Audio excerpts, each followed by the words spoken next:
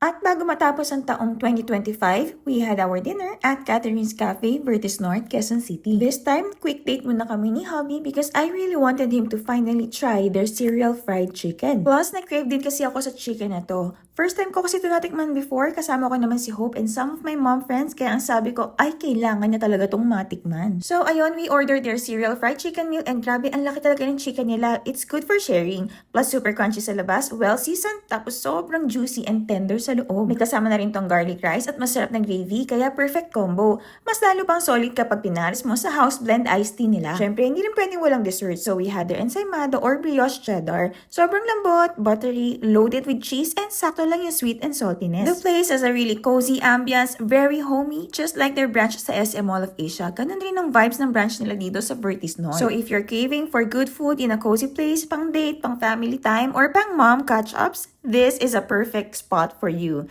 Visit Catherine's Cafe, Vertis North, at may branch din sila sa SM Mall of Asia, Ayala Malls, Manila Bay, Alabang Town Center, and coming soon sa Makati City.